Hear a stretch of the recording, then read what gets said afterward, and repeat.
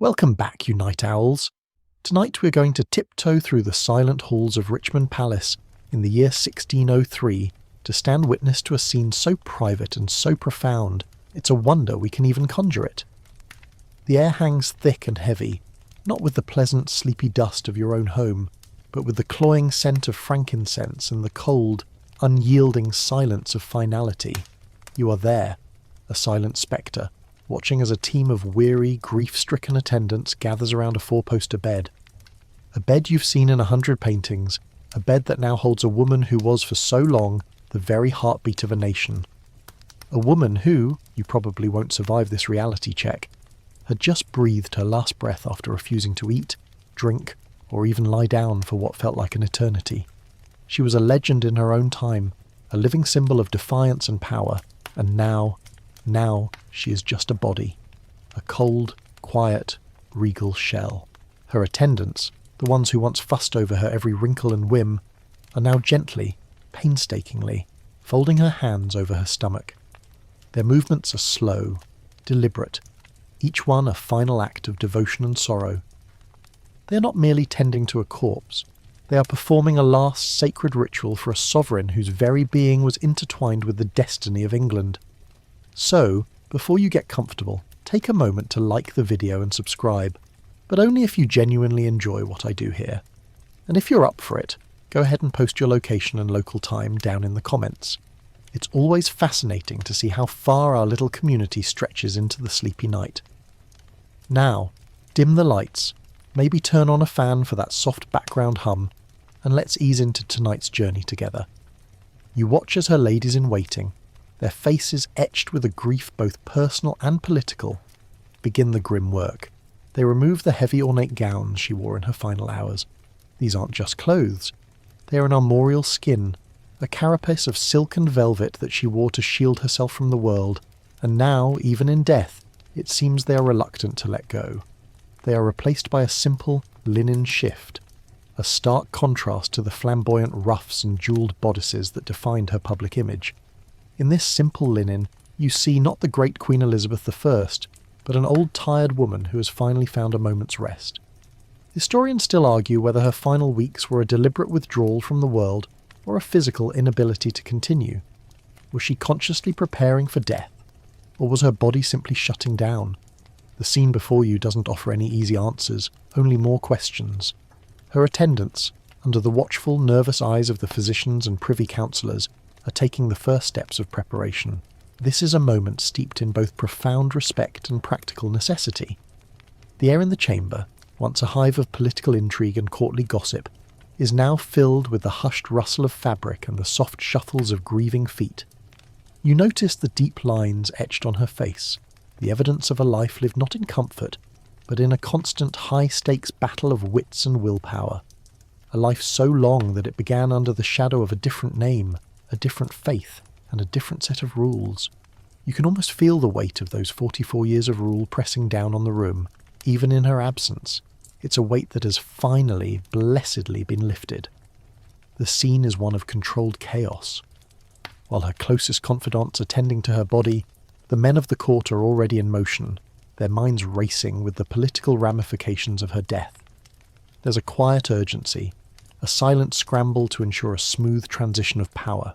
James VI of Scotland, her appointed heir, has been informed, and the machinery of state, which has revolved around her for nearly half a century, is now pivoting to a new axis.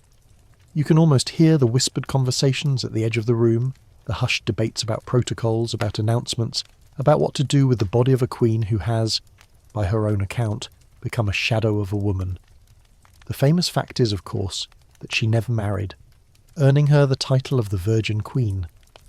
But a more quirky fringe tidbit you might not know is that she was rumoured to have had a secret love affair with Robert Dudley, Earl of Leicester. The historical debate rages on, fuelled by cryptic letters and whispered court gossip, with some scholars suggesting their relationship was more platonic than romantic, while others believe their bond was one of true, unconsummated love. The air thickens with these unspoken histories, these unresolved questions that will now forever remain unanswered. A sombre hush falls as two men, their faces grim and set, enter the chamber. They are not noblemen, but craftsmen, specialists in the macabre art of preserving the dead. They carry leather satchels, the tools of their trade, which they lay out on a nearby table. This is the moment the solemn, gentle tending gives way to something more clinical. A necessary but unsettling process that will begin the journey of transforming a queen's mortal remains into a symbol of her eternal reign. You can see the flicker of a tallow candle catching the glint of their strange instruments. She will not be a simple memory to be faded by time and decay. She will be a meticulously crafted monument, a final testament to the power she wielded. They begin to lay her out on a trestle table, a simple piece of wood that seems terribly out of place amidst the rich tapestries and velvet hangings of her chamber. It is a moment of stark vulnerability. For the first time, her body is not draped in jewels or silks, not encased in a stiff corset or a towering ruff. It is just her, an old woman, her body frail and worn, her skin thin and papery, a lifetime of burdens etched into every line and wrinkle. The physicians hover nearby, their faces a mix of professional curiosity and silent respect. They have been powerless to help her in her final days, and now they are mere observers to the final acts of a drama that has unfolded on the world stage. And so, as the first steps are taken to transform the mortal shell of Elizabeth Tudor, you see the intricate dance between grief and duty, between history and the very physical reality of a body. It's a quiet moment, a sombre one, but it is also the beginning of an epic. The journey of a queen's body and the secrets it holds is just beginning. Her body, once the very vessel of English power, is now being prepared for its last and greatest performance. A funeral procession and burial that will solidify her legacy for centuries to come. You feel the cold stillness of the room, the silent awe of the observers, and you know, without a doubt, that you are witnessing the beginning of the end of an era. The age of the Tudors is drawing to a close, and it begins right here, in this hushed, candlelit chamber, as the first breaths of preservation are taken. You stand there, a silent observer in the cold chamber, as the two men, the embalmers, approach the body of the Queen. This isn't the gentle, almost tender work of the ladies-in-waiting. This is a meticulous, invasive, and necessary procedure. It's a forbidden art, passed down through secretive guilds and families, a craft that straddles the line between medicine and morbid ritual. They are men of low status but of high demand, their skills cloaked in an aura of both dread and reverence. They are the unsung heroes of history's final act, the ones who ensure that a monarch's body, and therefore their legacy, endures. Their satchels, you notice, are not the usual leather, but a thick, waxy material, designed to keep their noxious secrets from seeping out. You see the glint of steel, the shimmer of a small bronze funnel, and the dark glop of what looks like resin. The tools of their trade are both simple and terrifying. Embalming in this era wasn't a sterile scientific process. It was a chaotic mix of tradition, folk wisdom, and a very rudimentary understanding of decay. The primary goal was to prevent putrefaction, to make the body presentable for the long public procession and the subsequent viewing. They would not, for instance, be using the modern, arterial injection of formaldehyde that you might imagine. No, this was far more hands-on. The first step, a common practice for royalty and the wealthy, was the removal of the viscera. Now I know what you're thinking. That's a delightful thought to tuck into your mental pillow, isn't it? But remember, this was a matter of extreme practicality. The internal organs were the first to decompose, and they were also considered the most sacred, often being buried in a separate, specific location. It's a mainstream historical fact that the heart and bowels of a monarch were often removed and placed in their own separate caskets. The heart of Richard I, for example, was embalmed and buried in Rouen, while his body was laid to rest elsewhere. This was a common, if gruesome, tradition. You watch as the men prepare their tools. There's a bone saw, a set of scalpels, and a fearsome-looking instrument with a long, thin blade. The air is tense. There is a strange blend of solemn respect and cold, professional detachment in their movements. They are focused on their task, their faces devoid of emotion, a necessary defence mechanism for the work they do. A quirky tidbit about this process is that the organs, once removed, were not simply discarded. They were often placed in a small, ornate container, a caddy of sorts, filled with fragrant spices and preservatives. These were then buried with a specific ceremonial flourish. For a queen, this would have been a significant moment, a separation of the physical from the spiritual, a final public partitioning of her body and soul. The men now turn their attention to the body itself. The process begins, not with a flourish, but with a series of quiet, efficient incisions. The body is opened up and the organs are carefully, methodically removed. It's a process that is both precise and messy. There is no blood as the circulatory system has ceased, but there is an unnerving dampness, a feeling of violation in the air. The internal cavity, now empty, is then washed and filled with a potent mixture of spices, herbs, and other preservatives. This is where the true art comes into play. Each embalmer had his own secret recipe, his own blend of frankincense, myrrh, cinnamon, and cloves. It was a secret as guarded as a queen's diary. The spices, a precious commodity in their time, were not just for preservation, they were for masking the inevitable scent of decay. A funeral cortege that smelled like a butcher shop would not do for a monarch. It had to smell of opulence, of exotic lands, of wealth and power, even in death. You can almost imagine the pungent sweet smell of cinnamon mixing with the coppery tang of old blood, a strange and unsettling perfume. Once the cavity is filled, the skin is meticulously sewn back together. The stitches are small and neat, hidden as much as possible. It is a testament to the skill of the men that this work leaves barely a mark. They are, in a macabre way, tailors of the dead. Now here's an interesting point that historians still debate. Did these men truly understand the process, or were they simply following a recipe handed down through the ages? Was it a medical science or a ritual? It's likely a bit of both. They knew what worked from generations of trial and error, but they couldn't explain the chemical processes behind it. They were practitioners of a dark art, not medical scientists. The process of embalming was as much about reverence as it was about preservation. It was about honouring the body of the monarch, ensuring that it was treated with the dignity it deserved, even in its final vulnerable state. The work continues with the application of an unguent, a thick, waxy substance all over the body. This is likely a mixture of resins, beeswax, and various oils, designed to seal the skin and prevent dehydration. The hands and face are a particular concern. They need to look as lifelike as possible for the viewing. The features are carefully moulded, the eyelids closed, the hands arranged in a posture of peaceful repose. You see them gently manipulate her fingers, positioning them over her stomach, a final act of respect for the body that had so long carried the burdens of state.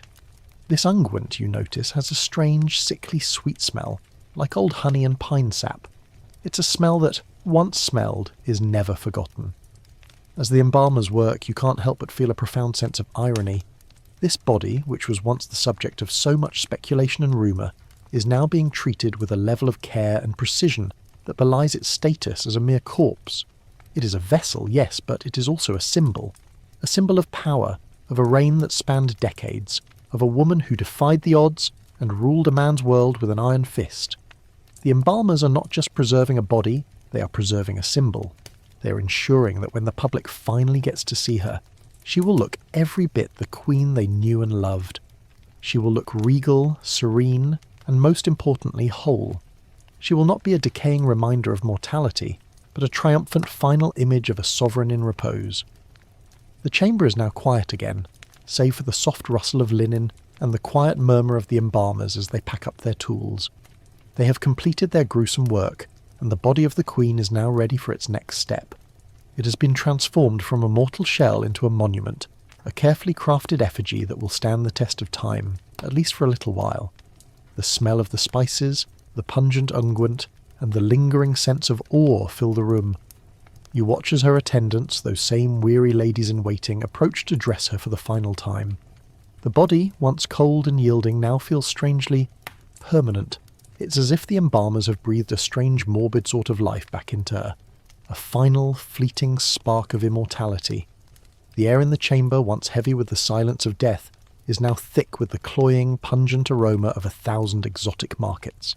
It's a sensory assault, a strange and unsettling perfume that speaks of both life and death. The embalmers have finished their grim work, and the spices they used, those precious commodities from faraway lands, are now permeating every corner of the room. You can almost taste the cinnamon on your tongue, feel the dust of frankincense in your throat. This isn't a coincidence, it's a deliberate symbolic gesture. The scent of a royal funeral was a direct reflection of a monarch's power and wealth. A powerful king or queen would be embalmed with the rarest and most expensive spices, a final, fragrant display of their imperial reach. This isn't just about covering up a bad smell, it's about a final, opulent declaration of a lifetime of sovereignty. The concoction used to fill Elizabeth's body was likely a multi-layered masterpiece of preservation. It would have included myrrh, a resin with known antiseptic properties, and frankincense, a symbol of divinity and purity. These weren't just for show, they were practical tools. The pungent aroma of these resins would have helped to ward off the flies and other insects that would have otherwise hastened the process of decay. A quirky, fringe tidbit you might not know is that embalmers would sometimes mix their spices with a variety of strange ingredients, including honey or wine, to create a paste. This sticky concoction would then be used to fill the body cavity, ensuring a thorough and long-lasting preservation. It's a grotesque but fascinating peek into the rudimentary science of the time. The idea was to create a hostile environment for the bacteria that caused decomposition, turning the inside of the body into a kind of fragrant, sterile fortress. You watch as the attendants now begin the process of dressing her. The linen shift is replaced by a shroud, and then another, and another. Each layer is more delicate than the last, and as they wrap her, the scent of the spices is released. A wave of perfume that fills the room with a sense of both sacredness and sorrow. The air is so thick with it that you feel a strange sense of disassociation, as if you're not in a death chamber at all, but in some kind of mystical, otherworldly space. This is, of course, the point. The ceremony of death for a monarch was designed to elevate them, to transform them from a mere mortal into a kind of immortal symbol. The spices, the perfumes, the elaborate rituals, they were all part of this alchemical process, a way of turning the mundane reality of death into a spiritual, almost divine, event. Historians still argue whether the elaborate embalming and spicing of a monarch's body was a genuine belief in its efficacy or simply a performative act of luxury. Was it a practical attempt to preserve a body for a public viewing, or was it a grand theatrical show for the living? It's likely a bit of both. The elite of the time had a powerful desire to control the narrative of their own deaths, to ensure that their final image was one of power and grace, not of decay and frailty. A common historical fact is that the ancient Egyptians were masters of mummification, a process that used a variety of salts and resins to preserve the body. While the Elizabethan embalming process was far less complex, it was, in its own way, a modern-day echo of that ancient practice. It was a cultural memory of a time when preserving the body was considered a sacred act, a way of ensuring a safe passage into the afterlife. The smell of the spices also served another, more practical purpose. It was a form of status signalling. Only the wealthiest could afford the immense quantities of cinnamon, cloves and myrrh required for such a process. It was a final, undeniable display of wealth, a quiet boast of a lifetime of power. Think about it. A common person would have been buried quickly, often in a simple linen shroud with no ceremony and no fuss. A monarch, on the other hand, was an affair of state, a grand production that spanned days, if not weeks. The smell of those spices would have followed her body on its journey, a constant, fragrant reminder of her immense power and a subtle but powerful message to her subjects. Even in death, she was still a queen. The attendants are now wrapping the body in a series of lead sheets. This is the final step of the preservation process, a measure designed to protect the body from moisture and outside contaminants. The lead is heavy and difficult to work with, but the men and women are diligent, working with a quiet focus that is born of both respect and years of practice. The body, once soft and yielding, is now becoming a hard, immobile form, a kind of sarcophagus within a sarcophagus. This is the moment when the physical body truly becomes a vessel, a sealed container for a legacy. The clink of the lead sheets is a harsh, unsettling sound in the quiet room, a final, metallic farewell to the woman who was Elizabeth Tudor. This is a moment of profound transformation. The Queen is no longer a living being, nor is she simply a corpse. She's a carefully crafted artifact, a work of art designed to withstand the ravages of time and the prying eyes of the public. The embalmers, the attendants, the physicians, they have all worked together to create this final image of a serene and powerful ruler. A ruler who, even in death, is still in control of her own narrative.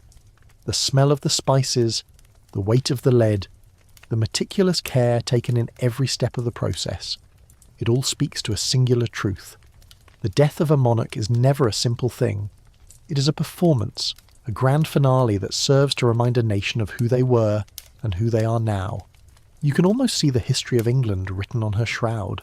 Her body, once frail and racked with pain, is now a symbol of her eternal triumph. It is a quiet, powerful moment, a moment that will be remembered for centuries to come. The room, once a place of vibrant life and political intrigue, is now a silent tomb, a sealed-off sanctuary where a queen's body awaits its final journey. The scent of the spices lingers, a silent, fragrant monument to a life that defied all expectations. The perfume is a kind of last breath, a final whisper of power and prestige, a reminder that even in death, a queen's influence extends far beyond the grave.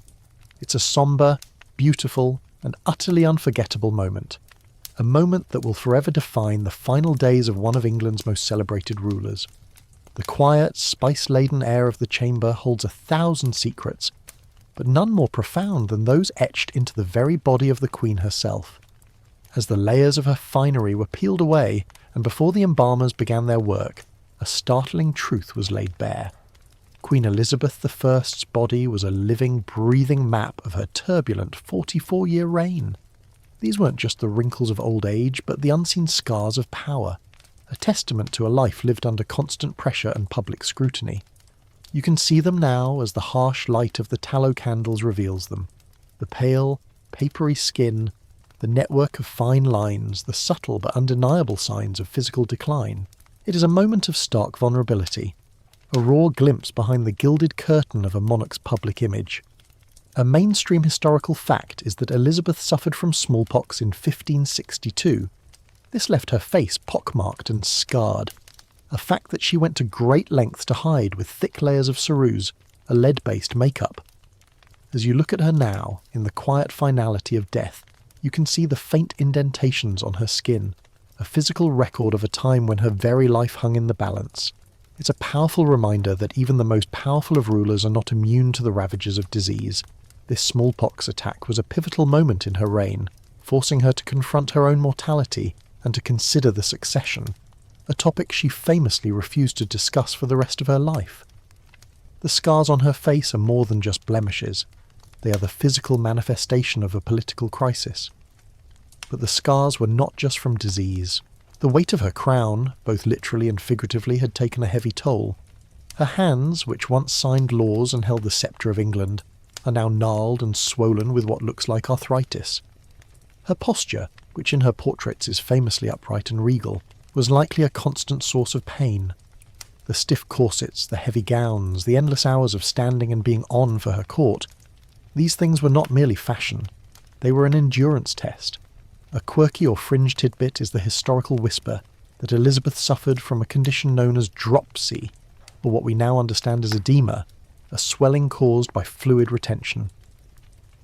In her final days, she refused to lie down, reportedly standing for days on end, perhaps because lying down was too painful, or, more likely, because she believed that doing so would be a concession to death. The swelling in her legs and feet, a sign of her final illness, would have been a painful reality she dealt with in those final, terrible days. Historians still argue whether her final physical decline was a result of a specific illness, such as dropsy, or a more general collapse of her aging body. The truth is, it was probably a combination of both. Her body was a fragile vessel, and after so many years of stress and illness, it simply could not continue. The signs of her physical deterioration were apparent to her court, a source of both concern and, for some, quiet political manoeuvring. Her body was not her own. It was the property of the state, and its decline was a matter of national importance. The constant demands on her time, the relentless pressure to produce an heir, the endless political battles, these things were not just mental burdens, they were physical ones as well. The scars of power are not just political, they are deeply and irrevocably physical. You look closer, and you notice a deep purplish bruise on her arm. Was it from a fall, a stumble, or was it something more sinister? The truth is, we will never know for sure. The only records we have are from her court physicians, men who were often more concerned with political appeasement than with medical accuracy. This is a point that historians love to debate. how much of the historical record is a true account of events, and how much is a carefully curated narrative designed to protect the image of the monarch. In Elizabeth's case, the historical record is riddled with contradictions and omissions, making it difficult to get a clear picture of her physical health. The body of a monarch is a public document, a text to be read and interpreted by their subjects. In her life, Elizabeth famously used her physical appearance to project an image of power and virility. She wore elaborate gowns, jewelled ruffs, and heavy makeup to create an aura of divine right and eternal youth. But in death, all of that artifice has been stripped away. You're seeing the real Elizabeth, the one who was hidden behind a mask of makeup and a fortress of fabric. And the truth is, she was frail and worn, a testament to a life lived not in comfort, but in a constant high-stakes battle for survival. The pockmarks on her face, the gnarled joints of her hands, the subtle swelling of her body, these are the real stories of her reign, the ones that were never meant to be told. The physicians who tended to her in her final days were a mix of traditional doctors and what we would now call quacks. Her health was a matter of national security, and she was treated with a variety of bizarre and unproven remedies, some of which may have done more harm than good. Remember that crocodile dung sunscreen from the last instalment? That was the kind of thing she was dealing with. The belief was that a strong and powerful queen required a strong and powerful medicine, and a variety of exotic and often dangerous substances were used to keep her going. The irony, of course, is that in her pursuit of eternal health and youth, she may have inadvertently hastened her own decline. The toxins from her lead-based makeup, for example, would have built up in her system over time, potentially contributing to her final collapse. As the embalmers work, you can see them meticulously avoiding certain parts of her body, parts that were perhaps too fragile or too scarred to be touched. They are, in a strange way, performing an act of historical preservation, not just on her body, but on her narrative. They are preparing her to be seen by the public, but they are also hiding the evidence of her physical decline. This is the final act of control for a woman who spent her life controlling every aspect of her image. The scars of power are not just on her body, they are on the very fabric of her reign, a subtle but powerful reminder that even the most powerful of rulers are ultimately human. The chamber is now a quiet testament to a life lived on the edge. The body of the queen, once a symbol of unshakable power, is now a fragile, almost translucent shell. The unseen scars of power are now visible to all, a final, poignant reminder of a life lived for her country. It is a moment of both sadness and profound respect, a quiet acknowledgement of the immense burden she carried for so many years. The end of her reign was not a swift, decisive act, but a slow and painful decline, and the evidence of that decline is now, for the first and only time, laid bare for all to see. The chamber is now quiet, the embalmers have moved on to other tasks, and you are left to contemplate the silent, prepared body of Queen Elizabeth I. But there is a silent, profound story still waiting to be told, a story locked away in the very last thing she consumed. The stomach, now removed and placed in a separate container, holds the final, intimate secrets of her life. It's a macabre form of forensics, a look into the last moments of a monarch and what they reveal about her final days. You look at the small linen-wrapped pouch, and you can almost feel the weight of its secrets. A mainstream historical fact is that in her final weeks, Elizabeth either refused to eat or drink. Her physicians and counsellors begged her, pleaded with her, but she stubbornly, and perhaps defiantly, refused. This was not a sudden act. It was a slow, deliberate withdrawal from the world. But before this final fast, there must have been a last meal. What did a queen, known for her love of sweets and her terrible teeth, consume in her final days? The contents of her stomach, had they been analysed by a modern pathologist, would have told a fascinating story. There would have been a high concentration of sugar, likely from her favourite sweetmeats and confections. Elizabeth was known to have a terrible sweet tooth, a luxury that was a direct result of the global expansion of trade. Sugar, once a rare and expensive commodity, was now becoming more widely available, and she indulged in it, much to the detriment of her dental health. A quirky or fringe tidbit is that Elizabeth's diet, while rich in sugar, was also lacking in certain key nutrients. It's believed she had a fondness for sugar sculptures, intricate and beautiful works of art made entirely of sugar. These were not meant to be eaten, but they were often placed on her table as a sign of opulence and wealth. Her diet, however, was not all sweet. It would have also included roasted meats, breads, and of course, a variety of wines and beers. Water in that era was often unsafe to drink, so people consumed alcohol as a safer alternative. The contents of her stomach would have reflected this reality, a mix of rich, heavy foods and fermented beverages. The lingering presence of these foods would have told a powerful story about her eating habits and her final days. Historians still argue whether her final fast was an act of political defiance or a symptom of a deeper illness. Was she deliberately refusing to eat to show her subjects that she was still in control, even in death? Or was she simply too weak and ill to consume food? The answer is likely somewhere in the middle. The act of refusing sustenance for a monarch was a profound statement. It was a rejection of the world, a final, quiet act of rebellion against the body that had so long been a prison of state. Her final fast was a performance, a deliberate and calculated act that, in its own way, sealed her legacy as a woman who was in control until the very end. But what would a more detailed analysis of her stomach's contents have revealed? It would have shown the state of her digestive system, which after a lifetime of rich foods and sweet treats was likely in poor health. The lack of fresh fruits and vegetables in her diet would have left her susceptible to scurvy, a disease caused by a lack of vitamin C. While she would not have died from scurvy, the symptoms of the disease, fatigue, swollen joints, and bleeding gums, would have added to her general sense of decline. This is a common historical fact for the upper classes of the time. Their love of rich foods and their disdain for fresh produce often left them in poor health, a strange irony for a class that had access to so much wealth. The last meal, in a way, is a mirror of a life. For Elizabeth, it was a reflection of her status, her tastes, and her aversions. It was a story of a woman who had access to the best of everything, but who, in her old age, was beginning to suffer the consequences of a lifetime of indulgence.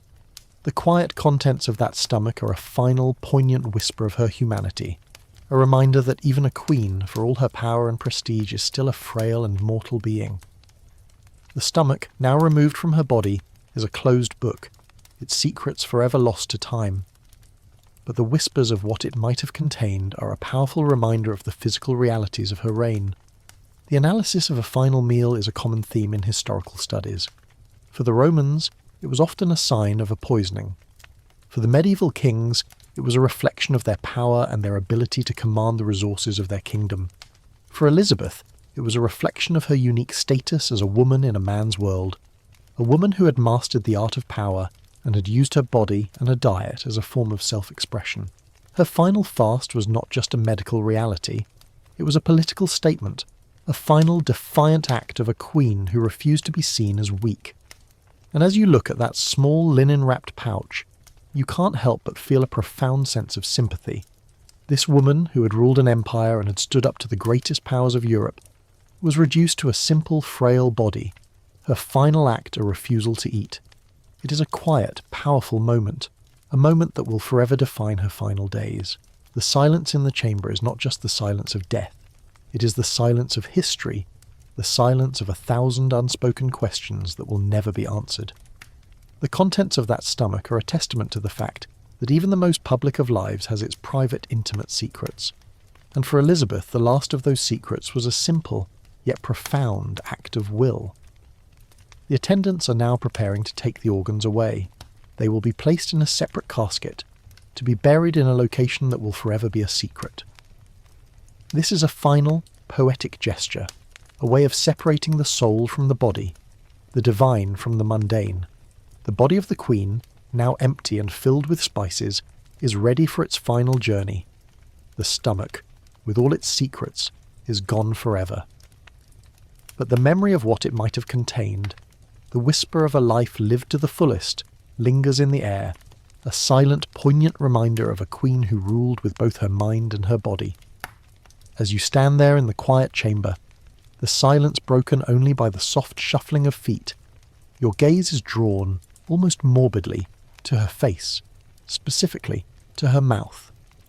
Now that the serous and the thick cosmetic veneer have been removed, the full extent of her dental health is shockingly apparent. The teeth of Queen Elizabeth I, the woman who was the very symbol of England's might, were a rotten crown. They were a painful and profound secret, one she went to great lengths to hide.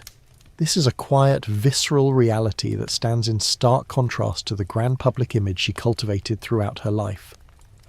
A mainstream historical fact is that Elizabeth's teeth were in a state of advanced decay. Visitors from other countries, accustomed to the more restrained diets of their homelands, were often taken aback by her dark, rotten teeth. They were described by one foreign envoy as being very black, a result of her love for sweets and her neglect of proper dental hygiene. The sugar she so adored, a symbol of her wealth and power, was also the agent of her slow, painful physical decay. Dental care in the 16th century was rudimentary at best. Dentists, such as they were often barbers or blacksmiths, and their tools were crude and painful. The most common solution for a rotten tooth was extraction, and you can see in her mouth the telltale gaps where teeth had been pulled, leaving her with a lopsided grin and a lifetime of pain. A quirky or fringe tidbit is that Elizabeth's bad teeth were not just a source of pain, they were also a source of political gossip. Whispers at court suggested that her inability to speak clearly in her later years was due to the lack of teeth in her mouth. This would have been a significant problem for a monarch who relied on her powerful speeches to rally her subjects and to project an image of authority. The famous fact is, of course, that she had a knack for rhetoric. The historical debate rages on whether her final, halting speeches were a result of her physical decline or a deliberate attempt to add a sense of gravitas and pathos to her words. It's a compelling thought, a queen using her own physical frailty as a political tool. It's a testament to her political genius that even her ailments became part of her mystique. Historians still argue whether her dental problems were the primary cause of her refusal to eat in her final weeks. Was the pain so unbearable that she simply could not bring herself to consume food? Or was it a more complex issue, a deliberate fast as a form of protest against her aging body? It is likely a combination of both. The truth is, the pain from a lifetime of rotten teeth, gum disease and abscesses would have been a constant debilitating reality. It's a detail that's often overlooked in the grand narratives of her reign, but it is one that would have coloured every day of her life. Imagine trying to rule an empire with a constant toothache. It's a powerful reminder of her human frailty, a sharp contrast to the divine image she projected. The lack of dental hygiene was a common historical fact for the upper classes of the era. Their diets, rich in sugar and lacking in fibrous vegetables, were a perfect recipe for decay. But for a monarch, the problem was compounded by the fact that they were in the public eye. Their smiles, their speeches, their every gesture was scrutinised. Elizabeth's bad teeth were a glaring contradiction to the image of eternal youth and perfection she so carefully cultivated. She tried to hide them, of course, with her famous black velvet mask, a piece of fabric she would hold over her mouth when speaking to foreign envoys. But in the quiet finality of her death chamber, the mask is gone, and the truth is laid bare. The teeth of a monarch were also a symbol of their power. A healthy set of teeth was a sign of a good diet and a prosperous kingdom. Elizabeth's rotten teeth, while a personal failing, were also a kind of subtle political weakness. They were a physical reminder that even the greatest of queens was still vulnerable to the ravages of time and the consequences of her own indulgences. They were a symbol of her humanity, a humanizing detail that would have been shocking to her subjects. The sight of her rotten teeth in death would have been a profoundly unsettling one, a final, unvarnished look at a woman who had spent her life trying to control her image. The embalmers, in their meticulous work, will pay special attention to her face, a way of masking the ravages of her dental decay. They will likely fill in the gaps with some sort of wax or resin, a final, macabre act of cosmetic surgery. This is a final testament to the power of her image, a way of ensuring that even in death she will look every bit the queen her subjects knew and loved. The teeth, a silent testament to a lifetime of pain and indulgence, will be hidden from view, a final, profound secret that will be buried with her. And as you look at her now, you can't help but feel a profound sense of sympathy. This woman, who had ruled a nation with an iron fist, was brought low by something as simple as a toothache. It is a powerful reminder that even the most powerful of people are ultimately vulnerable to the simple physical realities of life. The rotten teeth of Queen Elizabeth I are a silent, painful monument to her humanity, a final, poignant whisper of a life lived to the fullest. The chamber is quiet, the air is heavy with the scent of spices, and the body of the queen, for all its splendour, is still a testament to the fact that even the most powerful of people are ultimately fragile. The chamber is now a tableau of grim finality. The body of Queen Elizabeth I has been embalmed, her features meticulously preserved, her teeth hidden from view. But before she is sealed in her lead coffin, a final unwritten act is about to take place. The physicians, those same men who are powerless to save her, are now gathering to perform a clandestine unofficial autopsy. This isn't a procedure for the benefit of science or public knowledge. It's a procedure for the benefit of the state. They are here to confirm the cause of death, to put to rest any lingering rumours of poisoning or foul play, and to ensure that the new king, James I, inherits a kingdom free of political scandal. This is the truth behind the gilded cage of royalty. Even in death, a monarch's body is a tool of statecraft. A mainstream historical fact is that autopsies were not a common practice in the 17th century, especially for royalty. The body of a monarch was considered sacred, and opening it was a violation of that sacredness. However, in cases of suspicious death, or to quell political unrest, an autopsy was sometimes performed in secret.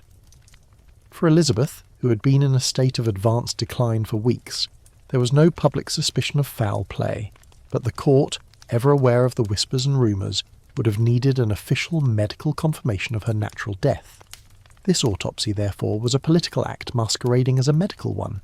It was a way of saying to the world, the Queen died of old age and natural causes. There is nothing to see here. A quirky or fringe tidbit is that the autopsy was likely performed by her own personal physicians, men who had been with her for years. This would have been a deeply personal and in some ways a profound act of betrayal. They had spent a lifetime trying to keep her alive, and now, in death, they were tasked with dissecting her body. The tools of their trade would have been rudimentary, the process painful to watch. They would have used crude scalpels and bone saws, and their understanding of anatomy would have been based on centuries-old texts and limited practical experience. The whole scene would have been a strange, almost theatrical blend of the sacred and the profane. Historians still argue whether the autopsy was truly a medical examination or a performative act for the benefit of the Privy Council. Was it a genuine attempt to understand her final illness, or was it simply a political charade? The truth is, we will never know for sure. The records, if they existed at all, were likely destroyed to protect the image of the monarchy. The lack of a formal record is, in itself, a form of confirmation that this was a deeply secret and politically sensitive procedure. The physicians would have been under immense pressure to confirm a diagnosis that would be acceptable to the new king and the public. They would have been looking for signs of a natural death, such as organ failure or heart disease, and they would have been careful to avoid any evidence that might point to a more sinister cause. As you watch, you can almost hear the low, whispered conversations between the physicians. They are not merely looking at a body, they are looking at a puzzle that, once solved, will have immense political ramifications. They are looking for the cause of her dropsy, the strange swelling that had afflicted her in her final weeks. They are looking for signs of her stomach complaint, the illness that had plagued her for years. They are looking for the truth, but they are also looking for a version of the truth that is politically expedient. This is the reality of medicine in a courtly environment. It is not just about the health of the patient, it is about the health of the state. The autopsy would have been a quick and efficient process. The body was already opened by the embalmers, making the physicians' work easier. They would have examined the major organs, the heart, the lungs, the liver, and the kidneys. They would have noted the condition of each, looking for signs of disease or failure. For a woman who had suffered from a variety of ailments, they would have had plenty to report. They would have found evidence of her chronic illnesses, her joint pain, and her general physical decline. The report, if it were ever written, would have been a testament to a life lived to the fullest, but also a life lived under immense physical stress.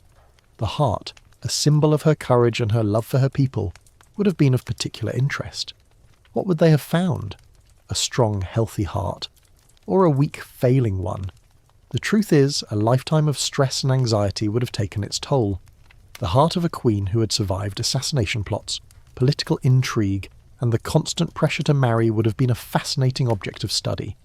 It is a detail that we will never know for sure, but it is one that adds a new layer of poignancy to her death. The autopsy is a quiet, profound act. It is a final, private look at a body that had been so public for so long. It is a moment of truth, but it is also a moment of carefully controlled spin. The results of this autopsy would have been a vital piece of the puzzle of her legacy.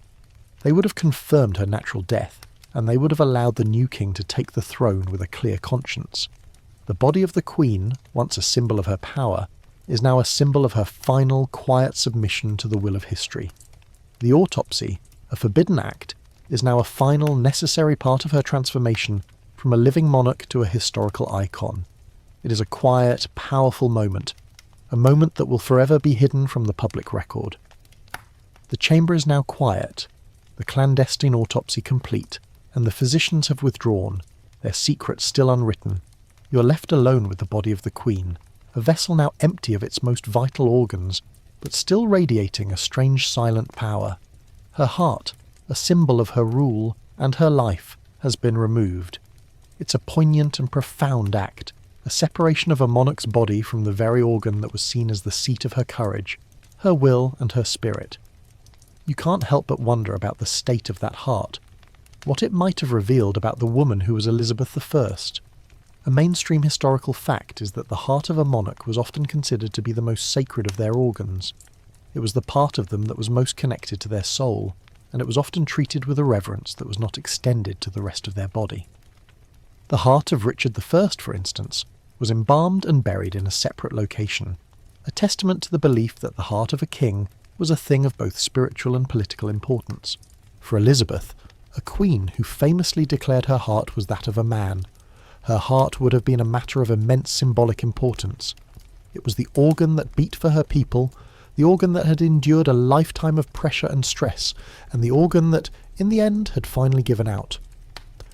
A quirky or fringe tidbit is that in the 16th century the heart was believed to be the source of emotions, and the heart of a monarch was believed to be a kind of spiritual engine for the entire kingdom. The state of her heart, therefore, would have been a direct reflection of the state of her realm. Was it strong and healthy, a sign of a prosperous and stable kingdom, or was it weak and failing, a sign of a kingdom in decline? The truth is, it was probably a bit of both. Her reign was one of immense triumph, but it was also one of immense stress. The constant threats from foreign powers, the endless political intrigue, the pressure to marry and produce an heir, these things would have taken a heavy toll on her heart, both physically and emotionally. Historians still argue whether the physical ailments of a monarch were a direct result of their emotional state. Was her heart failing because of the stress of her reign, or was the physical ailment simply a part of the natural process of aging? It's a question that we will never be able to answer for sure, but it is one that adds a new layer of complexity to her story. The heart of a ruler is a fascinating object of study, a physical manifestation of a life lived under immense pressure. Her heart, had it been examined by a modern pathologist, would have told a story of a lifetime of anxiety and stress, a story that would have been a testament to her unyielding will.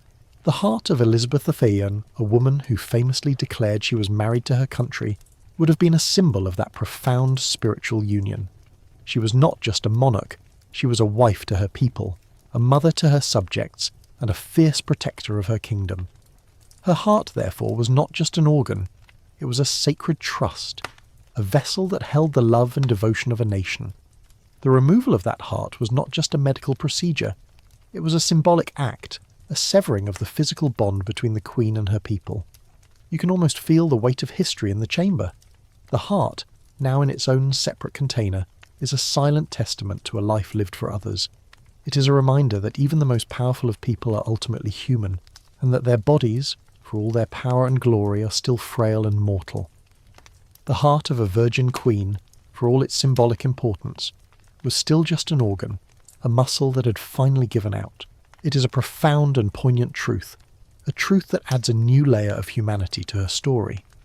The attendants are now preparing her body for its final journey. The lead sheets are being sealed, and the coffin is being brought in. The body of the Queen, once a symbol of life and power, is now a symbol of death and legacy. The heart, in its own separate container, will be buried in a separate location, a final secret tribute to the woman who was Elizabeth Tudor. The heart of a queen, a symbol of her courage and her love for her people, will be a silent, unwritten monument to her reign. The chamber is now a tomb, the air heavy with the scent of spices and the silence of history. The body of the Queen, now sealed in its coffin, is ready for its final journey. The heart, in its own separate container, is a silent testament to a life lived for others. It is a reminder that even the most powerful of people are ultimately human, and that their bodies, for all their power and glory, are still frail and mortal. The heart of a virgin queen, for all its symbolic importance, was still just an organ, a muscle that had finally given out. It is a profound and poignant truth, a truth that adds a new layer of humanity to her story. The final act of her life is now complete. The body of the queen, once a source of life and power, is now a source of legacy and history. The heart, a symbol of her courage and her love for her people, is now a silent, unwritten monument to her reign. The chamber is a tomb, the air heavy with the scent of spices and the silence of history. The body of the queen, now sealed in its coffin, is ready for its final journey. The heart, in its own separate container, is a silent testament to a life lived for others. It is a reminder that even the most powerful of people are ultimately human, and that their bodies, for all their power and glory, are still frail and mortal. The heart of a virgin queen, for all its symbolic importance, was still just an organ, a muscle that had finally given out. It is a profound and poignant truth, a truth that adds a new layer of humanity to her story. The quiet, spice-laden air of the chamber is now a silent witness to a life of hidden suffering. You have seen the embalmer's work, the shocking state of her teeth, and the symbolic removal of her heart. Now you stand at the threshold of her most profound and closely guarded secret, her chronic illnesses. The body of the queen, even in death, is a testament to a lifetime of pain and a relentless battle against an unseen enemy, a phantom menace of ailments that were as much a part of her reign as her love of theatre and her powerful rhetoric. The medical secrets of Elizabeth are a fascinating and deeply humanising part of her story, a story that was carefully hidden from her subjects. A mainstream historical fact is that Elizabeth suffered from a variety of chronic illnesses throughout her life. In addition to the smallpox that left her face scarred, she also suffered from what was described as a stomach complaint. This was a generic term for a variety of digestive issues, including ulcers, chronic constipation, and other ailments that would have caused her immense pain and discomfort. Her diet, as we've already established, was not exactly a model of health, and the stress of her reign would have only exacerbated these issues. Her physicians, for their part, would have been at a loss. They had no understanding of modern medicine, and their treatments were often more bizarre than they were effective. A quirky or fringe tidbit is that Elizabeth was a great believer in a variety of bizarre and unproven remedies.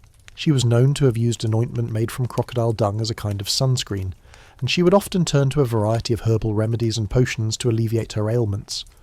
These remedies were often expensive, ineffective, and in some cases actively harmful. The most famous of these was her belief in a unicorn horn as a cure-all.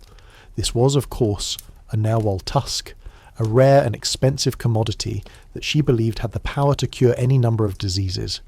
It's a powerful reminder that even the most intelligent and powerful of rulers were still susceptible to the superstitions and false remedies of their time.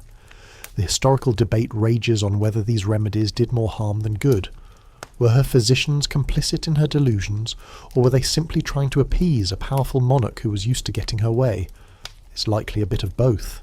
Historians still argue whether the medical secrets of Elizabeth I were a closely guarded secret for political reasons or for personal ones. Was she trying to hide her physical weaknesses from her enemies, who would have seen them as a sign of her vulnerability? Or was she simply a private person who didn't want her personal life to be a matter of public record? The truth is, it was probably a combination of both. For a woman who had to project an image of power and strength, any sign of physical weakness would have been a political liability. Her illnesses, therefore, were as much a political secret as they were a personal one. The phantom menace of her illnesses was a constant underlying threat to her reign, a silent, unwritten story that ran parallel to the grand narratives of her public life. The body, now in death, is a testament to these hidden struggles. The signs of her chronic illnesses are etched into every part of her. The stomach, now removed and sealed, would have held the story of a lifetime of digestive problems. Her joints, as we've already seen, would have shown the signs of arthritis and chronic pain. The skin, a canvas for her smallpox scars and her poisonous makeup, would have told a story of a lifetime of physical suffering. The body of a monarch, for all its power and glory, is still a frail and mortal thing, and the body of Elizabeth I was a testament to that simple, profound truth. Her chronic illnesses, in a strange way, were a source of her strength. She learned to live with pain, to push through discomfort, and to project an image of power and invincibility even when she was at her weakest. She was, in a very real sense, a master of self-control, and her body was a canvas for her immense will. She refused to lie down in her final days, a final defiant act of a woman who refused to be a victim of her own mortality. She was, in a very real sense, a warrior, and her body was her battlefield. The signs of that battle are now visible to all, a silent, powerful testament to her immense strength and her unyielding will. The chamber is now a mausoleum of secrets, a quiet space where the truth of a queen's life is finally laid bare. The embalmers have done their work, the physicians have come and gone, and the body of the queen is now sealed in its coffin. But the echoes of her suffering, the phantom menace of her chronic illnesses linger in the air. They are a reminder that even the most powerful of people are still human, and that their bodies, for all their power and glory, are still frail and mortal. The medical secrets of Elizabeth I are a silent, unwritten monument to her reign, a testament to her immense courage and her unyielding will. They're a story that will forever be hidden from the public record, but one that will forever be a part of her legacy. The body of the Queen, now sealed in its coffin, is ready for its final journey. The secrets of her chronic illnesses, her battles with pain, and her reliance on bizarre remedies are all now buried with her. They are a part of her story, a part of her legacy, and a part of her humanity. The chamber is now quiet, the air heavy with the scent of spices and the silence of history. The body of the Queen, for all its splendour, is still a testament to the fact that even the most powerful of people are ultimately fragile. The silence in the chamber is now so absolute, it feels like a physical presence, a heavy shroud of history. You have witnessed the intimate and disturbing truths of Elizabeth's final form, from her rotten teeth to her phantom medical ailments. Now your attention is drawn to the skeletal framework of her body, the unyielding architecture that bore the weight of her reign for so long. Her bones and joints, hidden beneath her skin, would have told a story of constant, unremitting pain. They are the final, unvarnished testament to a life lived not in comfort, but in a state of perpetual physical stress.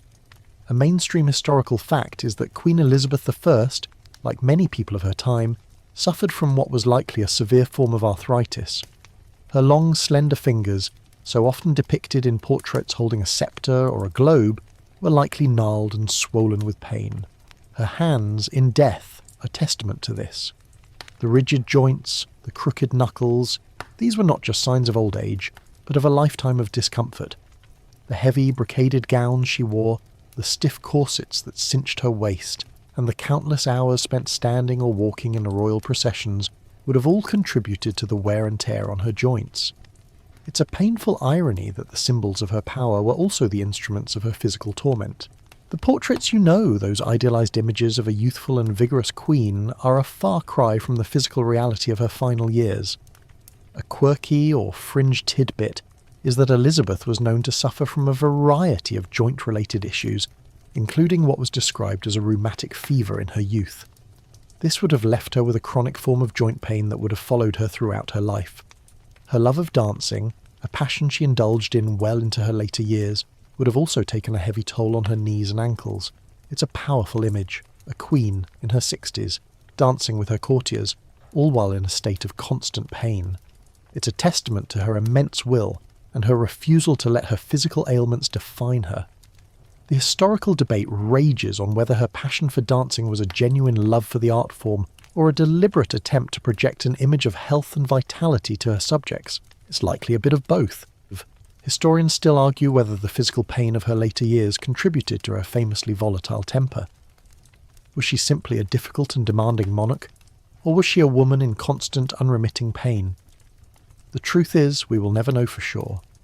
But the evidence of her body, even in death, is a powerful argument for the latter. The gnarled joints, the stooped posture, the general sense of physical decline, these were not just the signs of old age. They were the signs of a life lived in constant physical torment. The royal pain was not just a metaphorical one. It was a physical reality that she lived with every single day of her reign.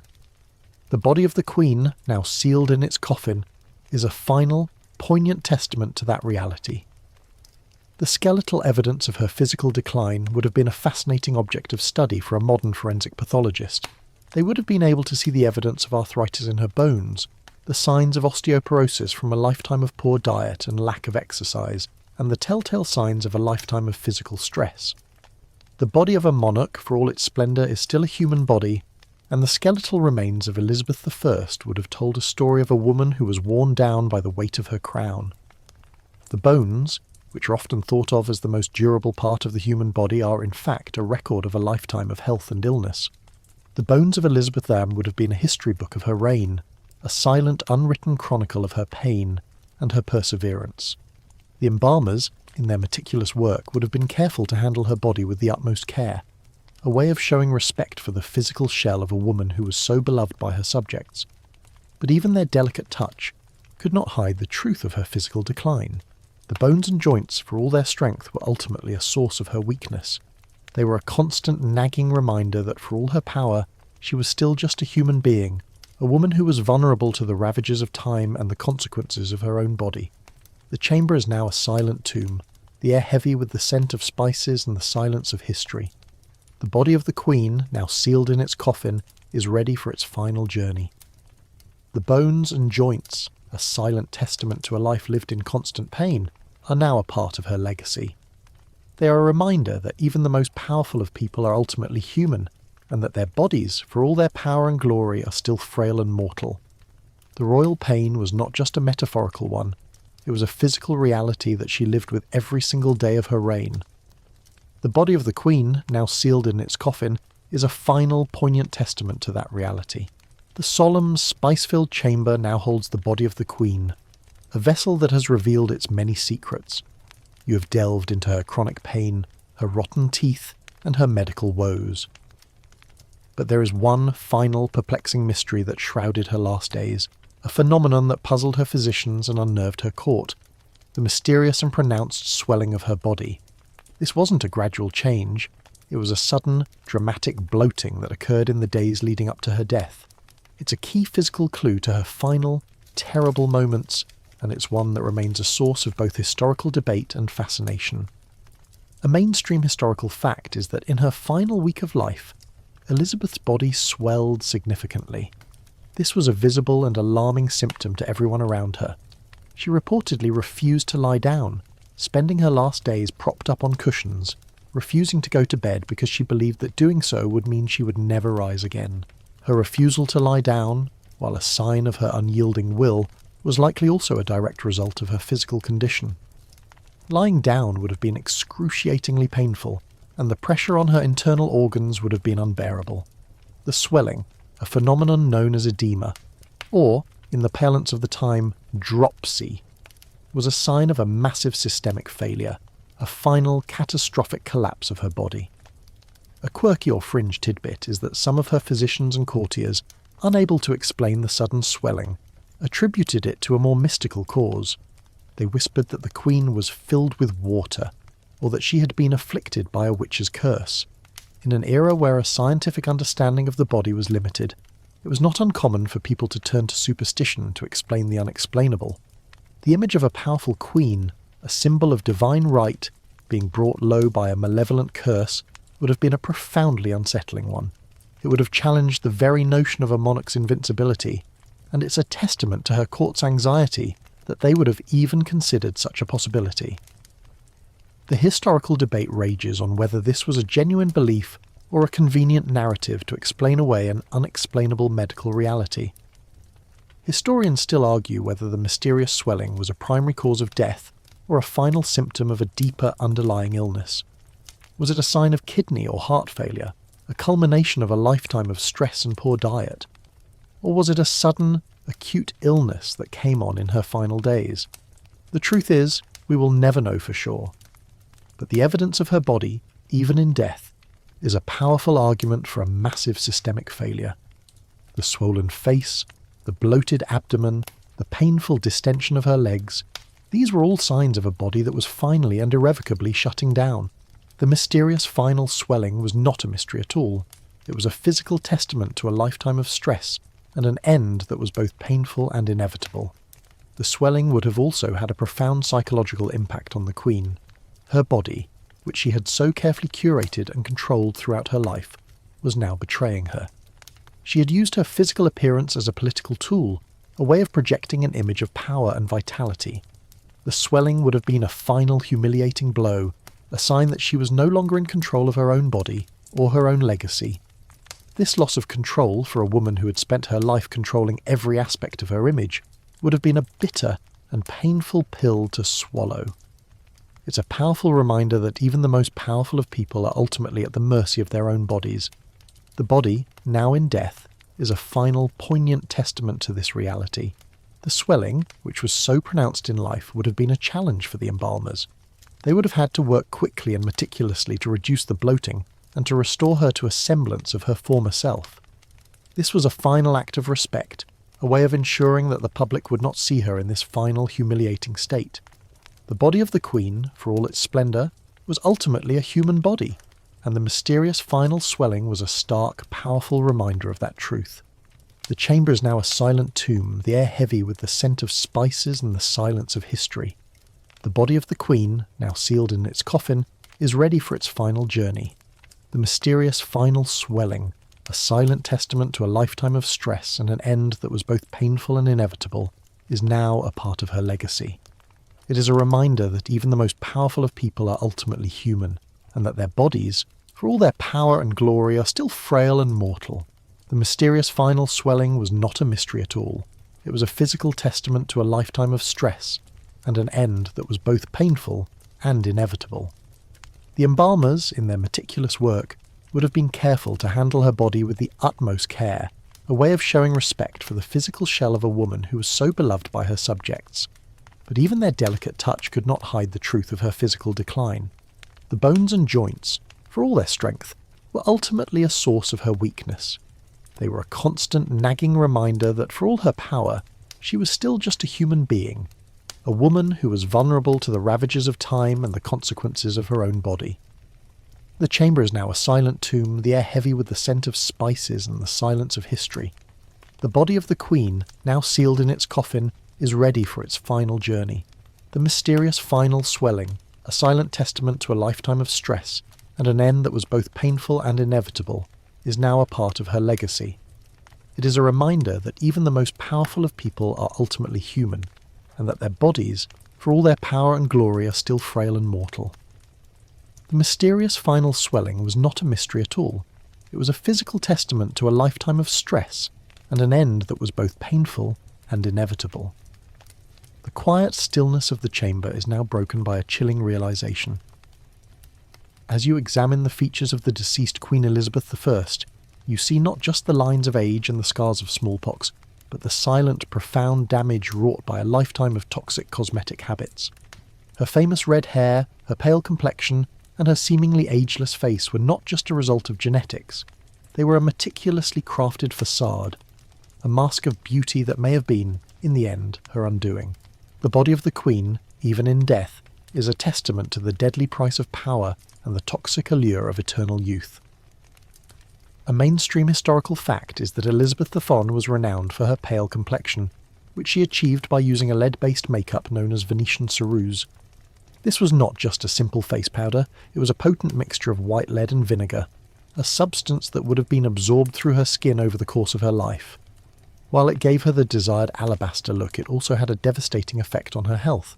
Over time, the lead would have accumulated in her system, causing a variety of health problems, including hair loss, skin inflammation, and a host of neurological issues. The use of ceruse was a common practice for the wealthy of her time, a way of signalling that they were so privileged they did not have to work outdoors.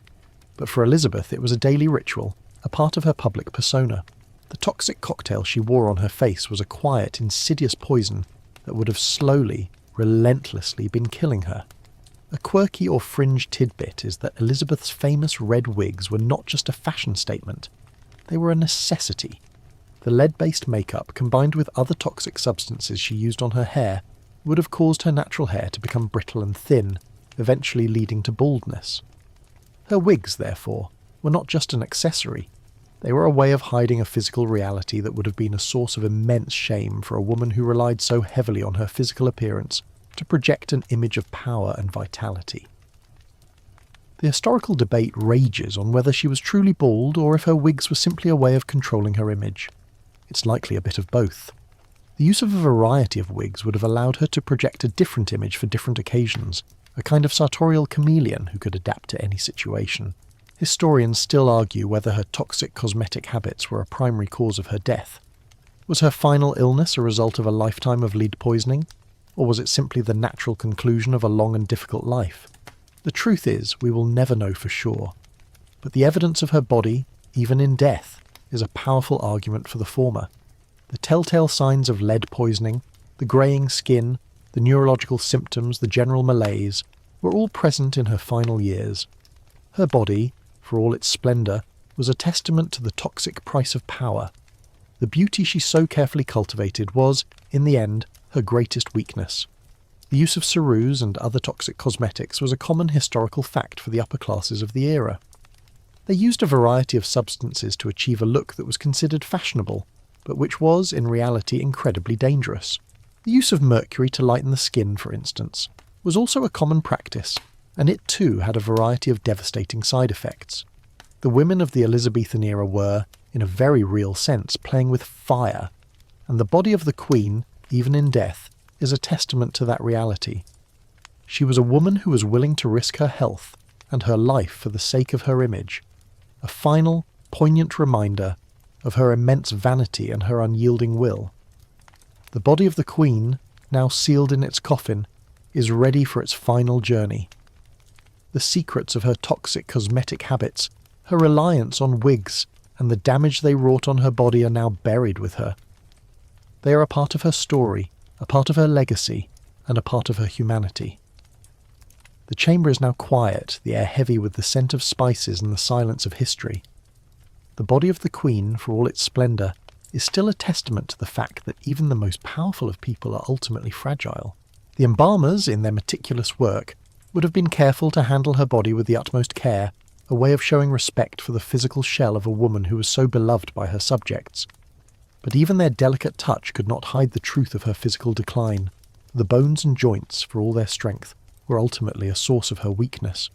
They were a constant nagging reminder that for all her power, she was still just a human being, a woman who was vulnerable to the ravages of time and the consequences of her own body. The chamber is now a silent tomb, the air heavy with the scent of spices and the silence of history. The body of the Queen, now sealed in its coffin, is ready for its final journey. The secrets of her toxic cosmetic habits, her reliance on wigs, and the damage they wrought on her body are now buried with her. They are a part of her story, a part of her legacy, and a part of her humanity. The chamber is now quiet, the air heavy with the scent of spices and the silence of history. The body of the Queen, for all its splendour, is still a testament to the fact that even the most powerful of people are ultimately fragile. The quiet sanctity of the death chamber is now disturbed by the ghosts of history's most persistent and salacious rumours. You have witnessed the truth of Elizabeth's body, the physical toll of her reign, and the devastating effects of her toxic beauty regimen. But as her body lies in state, prepared for its final journey, the air is thick with a different kind of secret, the unproven whispers of a secret pregnancy. For a queen who famously declared herself a virgin, the idea of a secret child is a scandalous and profound one, and it's a rumour that has clung to her legacy for centuries. A mainstream historical fact is that Elizabeth III, for all her public declarations of chastity and her symbolic marriage to England, was the subject of intense scrutiny regarding her love life. Her close relationship with Robert Dudley, Earl of Leicester, was a source of endless gossip and speculation. Their relationship was so close that many at court believed they were secretly lovers, and the rumours of a secret marriage and a hidden child were a constant presence in the political landscape of her reign. These were not just idle whispers, they were a powerful political tool used by her enemies to discredit her and to cast doubt on her legitimacy as a ruler. A barren queen, in the eyes of many, was a weak queen, and the rumours of a secret child were a way of undermining her power. A quirky or fringe tidbit is that the rumours of a secret pregnancy were so persistent that they were even used in political pamphlets and cartoons. One infamous cartoon, for instance, depicted the Queen as a monstrous, multi-headed beast, with one of the heads being that of her supposed secret child. This was, of course, a form of political propaganda, a way of using her personal life to attack her political legitimacy. It's a testament to the power of these rumours that they were so widely circulated and so politically potent. The historical debate rages on whether there was any truth to these rumours at all. Was there a secret child? Or was this a masterpiece of political slander, a way of using her personal life to undermine her public image? It's likely a bit of both. The lack of a formal record, of course, is a kind of confirmation that this was a deeply sensitive and politically charged issue. Historians still argue whether the physical state of her body could have ever revealed the truth of a secret pregnancy. Would a forensic pathologist, if they had been able to examine her body, have found any evidence of childbirth? The truth is, it would be incredibly difficult to tell. The body of a woman who had given birth would have some telltale signs, but they would have been difficult to distinguish from the physical ravages of a lifetime of illness and stress. The most common signs of childbirth, such as a relaxed pelvis or a stretched uterus, would have been difficult to discern in a body that was already in an advanced state of decay. The truth is, the physical evidence of her body, even in death, would have been ambiguous at best. The secrets of her womb, if they existed at all, are forever lost to time. The rumours of a secret pregnancy, however, are a powerful part of her legacy. They are a testament to the fact that even for a queen who famously declared her chastity, the body of a woman was a source of both power and vulnerability. She was expected to produce an heir, and her refusal to do so was a constant source of political tension. The rumours of a secret child were, in a strange way of a nation dealing with a queen who was so powerful and so unconventional. They were a way of trying to fit her into a narrative that she had so famously defied. The body of the Queen, now sealed in its coffin, is ready for its final journey. The secrets of her love life, her relationships with men, and the rumours of a secret pregnancy are all now buried with her. They are a part of her story, a part of her legacy, and a part of her humanity. The chamber is now quiet, the air heavy with the scent of spices and the silence of history. The body of the Queen, for all its splendour, is still a testament to the fact that even the most powerful of people are ultimately fragile. The embalmers, in their meticulous work, would have been careful to handle her body with the utmost care, a way of showing respect for the physical shell of a woman who was so beloved by her subjects. But even their delicate touch could not hide the truth of her physical decline. The bones and joints, for all their strength, were ultimately a source of her weakness. They were a constant, nagging reminder that for all her power, she was still just a human being, a woman who was vulnerable to the ravages of time and the consequences of her own body. The chamber is now a silent tomb, the air heavy with the scent of spices and the silence of history. The body of the Queen, now sealed in its coffin, is ready for its final journey. The secrets of her love life, her relationships with men, and the rumours of a secret pregnancy are all now buried with her. They are a part of her story, a part of her legacy, and a part of her humanity.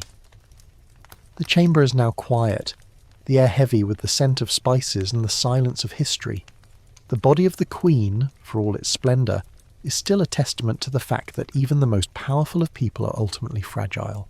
The silence in the chamber has been a constant companion on this morbid journey, but now it is filled with the hushed rustle of silk and the soft fall of velvet. The final act of preparing the Queen's body for its public display is about to begin. You stand and watch as her ladies-in-waiting, their hands trembling with grief and reverence, begin to dress her for the last time. This is not just an act of mourning, it is a profound political statement. The final garments, the last gown, and the hidden cloth beneath it will be a final, visual declaration of her power, her legacy, and the secrets she kept from the world. A mainstream historical fact is that the final garments of a monarch were chosen with immense care. The gown she would have been buried in was likely one of her most magnificent, a masterpiece of silk, gold thread, and jewels. This wasn't just a matter of fashion, it was a matter of statecraft. The gown was a symbol of her wealth, her power, and her legacy. It was a way of saying to the world, even in death, I am a queen. The choice of fabric, the intricate embroidery, the placement of the jewels, all of these things would have been carefully considered to create a final, triumphant image of a monarch who was, in her own way, immortal. The gown was a kind of a final, glorious suit of armour, a way of protecting her legacy from the ravages of time and the prying eyes of her enemies. A quirky or fringe tidbit is that Elizabeth was rumoured to have had a secret cloth, a kind of hidden corset, that she wore to flatten her stomach and to hide the effects of a lifetime of indulgence. This was, of course, a source of endless speculation and gossip at court. Was she hiding a secret pregnancy? Was she simply a woman who was self-conscious about her body? The truth is, we will never know for sure. But the presence of this hidden cloth would have been a fascinating object of study for a modern historian. What was it made of? Was it a simple piece of linen, or was it a more complex garment, a kind of primitive girdle? The historical debate rages on whether this was a genuine historical artefact, or simply a part of the mythology that surrounded her. It's likely a bit of both. The lack of a formal record, of course, is a kind of confirmation that this was a deeply personal and politically sensitive issue. Historians still argue whether the final gown was a direct reflection of her political mood in her final days. Did she choose a dark, sombre colour to reflect her sorrow at leaving the world? Or did she choose a bright, vibrant colour to reflect her enduring legacy? The truth is, the choice of a final gown would have been a deeply personal and political act. It was a way of a queen, in her final moments, controlling her own narrative. The gown was not just a piece of fabric, it was a statement. It was a final visual testament to a life lived in the public eye, a life that was constantly under scrutiny and attack. The gown was her final triumphant masterpiece, a work of art that would be seen by the entire nation. The last gown, therefore, was a kind of a final public performance. It was a way of a queen, in her final moments, speaking to her people. It was a way of saying, I may be gone, but my legacy will live on. The gown was a symbol of her eternal power, a reminder that even in death, she was still a monarch, a ruler who was revered and beloved by her people. The gown, for all its splendour, was also a silent testament to her human frailty. It was a reminder that she, for all her power and glory, was still a woman who was at the mercy of her own body. The hidden cloth, if it existed at all, would have been a fascinating object of study.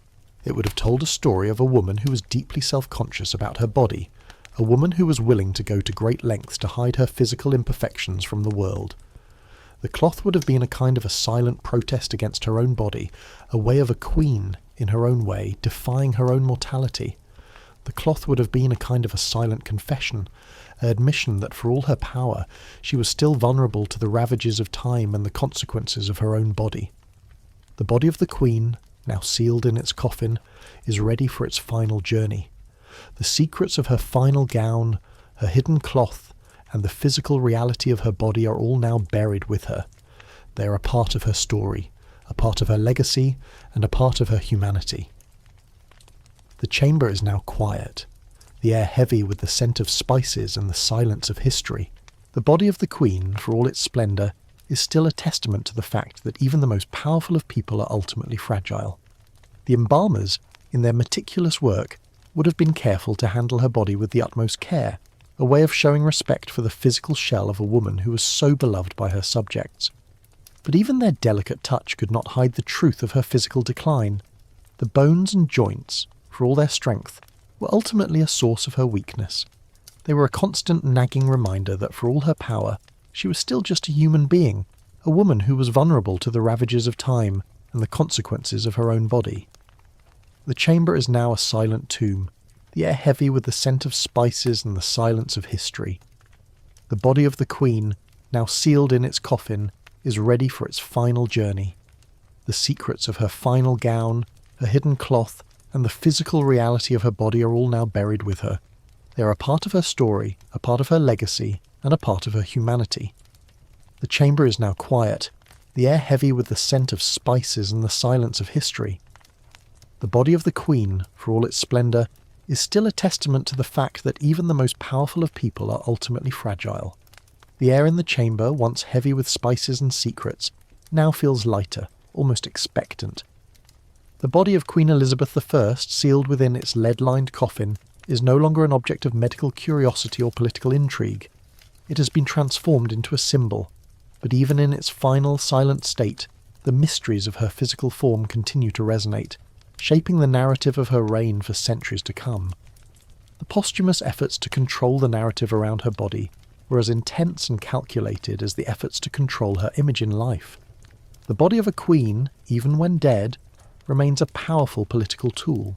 A mainstream historical fact is that in the immediate aftermath of her death, the new king, James I, and his court went to great lengths to ensure a seamless and orderly transition of power. Part of this involved managing the public perception of Elizabeth's final days and her death. The official narrative was one of a peaceful, natural death, a quiet end to a long and glorious reign. The reports of her final swelling, her refusal to eat, and her general decline were downplayed or ignored entirely. The goal was to create a sense of continuity and stability, to reassure a nation that had known no other ruler for more than 4 decades.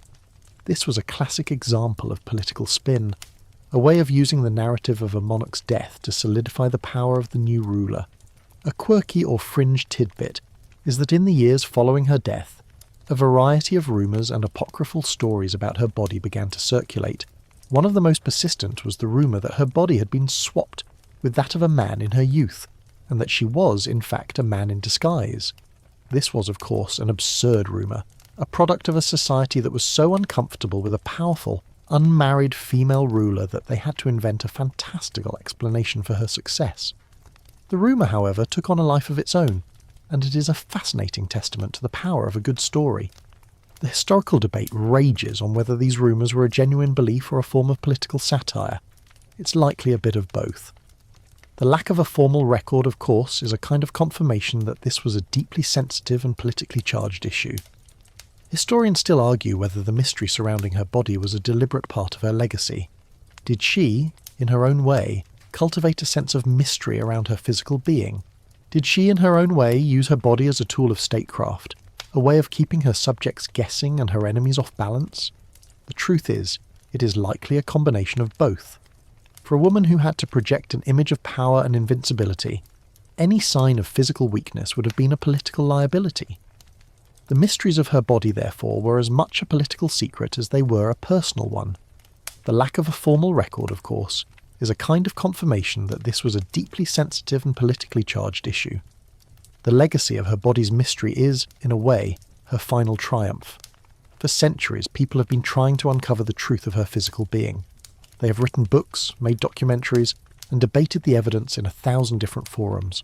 But the truth is, the more they try to uncover her secrets, the more her legend grows. The mysteries of her body are a part of her enduring legacy, a testament to her immense power and her unyielding will. She was a woman who was in control until the very end, and even in death, she was able to control her own narrative. The embalmers, in their meticulous work, would have been careful to handle her body with the utmost care, a way of showing respect for the physical shell of a woman who was so beloved by her subjects. But even their delicate touch could not hide the truth of her physical decline. The bones and joints, for all their strength, were ultimately a source of her weakness. They were a constant nagging reminder that for all her power, she was still just a human being, a woman who was vulnerable to the ravages of time and the consequences of her own body. The chamber is now a silent tomb, the air heavy with the scent of spices and the silence of history. The body of the Queen, now sealed in its coffin, is ready for its final journey. The secrets of her body, her chronic illnesses, her toxic makeup, and her final swelling are all now buried with her. They are a part of her story, a part of her legacy, and a part of her humanity. The chamber is now quiet, the air heavy with the scent of spices and the silence of history. The body of the Queen, for all its splendour, is still a testament to the fact that even the most powerful of people are ultimately fragile. The embalmers, in their meticulous work, would have been careful to handle her body with the utmost care, a way of showing respect for the physical shell of a woman who was so beloved by her subjects. But even their delicate touch could not hide the truth of her physical decline. The bones and joints, for all their strength, were ultimately a source of her weakness. They were a constant nagging reminder that for all her power, she was still just a human being, a woman who was vulnerable to the ravages of time and the consequences of her own body. The chamber is now a silent tomb, the air heavy with the scent of spices and the silence of history. The body of the Queen, now sealed in its coffin, is ready for its final journey. The secrets of her body, her chronic illnesses, her toxic makeup and her final swelling are all now buried with her. They're a part of her story, a part of her legacy, and a part of her humanity. The chamber is now quiet, the air heavy with the scent of spices and the silence of history. The body of the Queen, for all its splendour, is still a testament to the fact that even the most powerful of people are ultimately fragile. The cold chamber has given way to the grandeur of Westminster Abbey, a space now heavy with the smell of wood smoke and a nation's collective grief. The body of the Queen, sealed and prepared, is now being brought to its final resting place. This is not just a funeral. It is a meticulously choreographed spectacle, a final act of state that serves to solidify her legacy and to usher in a new era. The preparations for her lavish funeral were as much a part of her reign as her powerful speeches and her victory over the Spanish Armada. The body of the Queen, once a source of life, is now a powerful symbol of death and rebirth. A mainstream historical fact is that the funeral of Queen Elizabeth I was one of the most magnificent and well-attended in English history. Her coffin was carried on a funeral car drawn by 4 horses, and it was followed by a procession of thousands of mourners, including nobles, courtiers, and common people. The procession, which wound its way through the streets of London, was a massive display of national unity and a testament to the immense love and respect that her subjects had for her. The funeral procession was not just a morbid ritual, it was a powerful political statement, a way of a nation saying goodbye to a queen who had, in a very real sense, become a part of their identity. The sheer scale of the event was a powerful reminder of her power and her enduring legacy. A quirky or fringe tidbit is that the funeral effigy of the Queen, a life-sized wax figure that was placed on her coffin, was so lifelike that many people in the crowd believed it was her actual body. The effigy was a masterpiece of waxwork and artistry, and it was a way of ensuring that the public would have a clear and beautiful final image of their beloved Queen.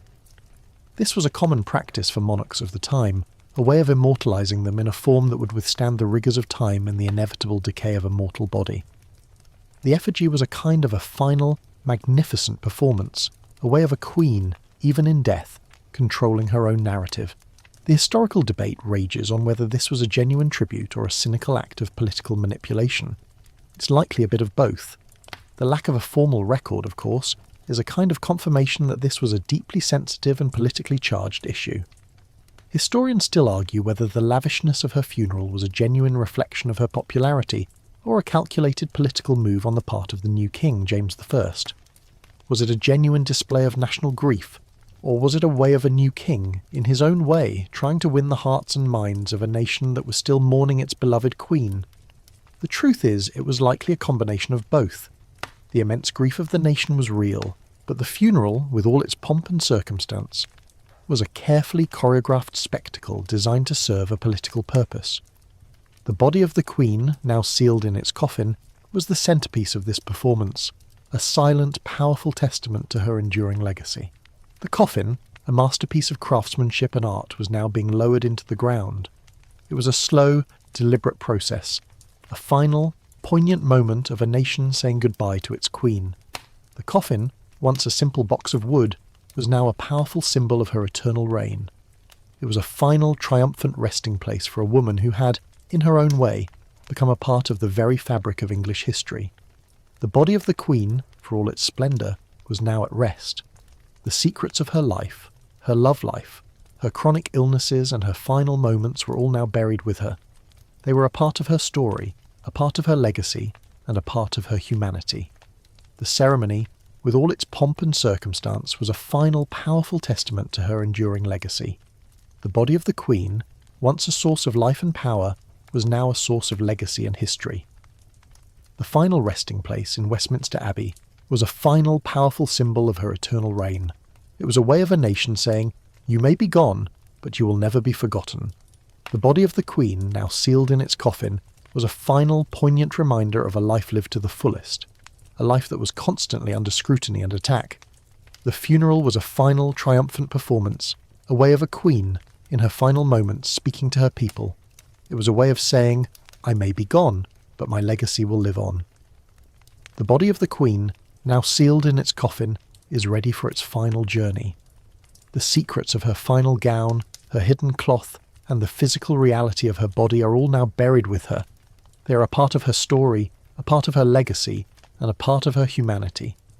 The chamber is now quiet, the air heavy with the scent of spices and the silence of history. The body of the Queen, for all its splendour, is still a testament to the fact that even the most powerful of people are ultimately fragile.